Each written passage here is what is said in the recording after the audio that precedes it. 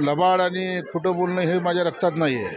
मोहोळ मतदारसंघातल्या जवळजवळ आतापर्यंत 101 रस्त्याला मंजुरी दिलेली आहे. राजकीय व्यवस्थेनं आणि तानाशाही, दडपशाही आणि दादागिरीच्या या जुलमी राजवटीच्या विरोधात की त्यांनी 4-4 वेळा नारळ फोडले, ते रस्ते झाले नाहीत.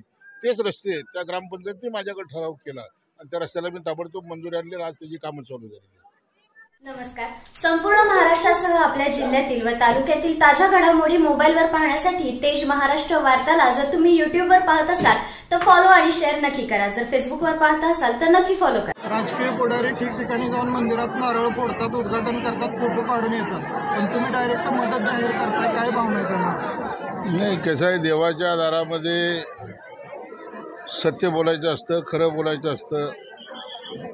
माझ्या आयुष्यामध्ये शिवसेना प्रमुख बाळासाहेब ठाकरेंचे संस्कार, आनंद दिघे साहेबांचे संस्कार आणि आदरणीय आमचे लोकनेते माननीय मुख्यमंत्री एकनाथरावजी शिंदेसाहेब, रामदासभाई कदम, भरतशेठ गोगावले आणि संदीपान भुमरे अशा दिग्गज लोकांचा सहवास मला मिळाला. त्यामुळे लबाड आणि खोटं बोलणं हे माझ्या रक्तात नाही आहे. मी या मोहोळ मतदारसंघामध्ये काम करत असताना आपण पाहताय, मागेल त्याला रस्ता, मागेल त्याला पाणी.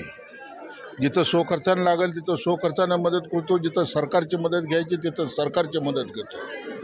आणि मुख्यमंत्री एकनाथजी शिंदेसाहेबांचा प्रचंड मोठं दांडगा मला सहकार्य लाभत असल्यामुळं या मतदारसंघातल्या बहुतेक रस्त्यांना माननीय मुख्यमंत्र्यांनी स्वतः जातीने लक्ष घालून मोहोळ मतदारसंघातल्या जवळजवळ आतापर्यंत 101 रस्त्याला मंजुरी दिलेली आहे.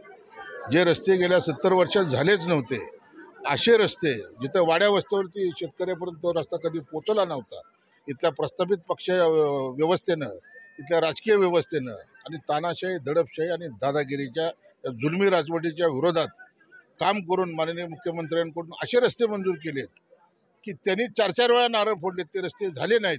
तेच रस्ते त्या ग्रामपंचायतीने माझ्याकडे ठराव केला आणि त्या रस्त्याला मी ताबडतोब मंजुरी आणली. आज त्याची कामं चालू झाली.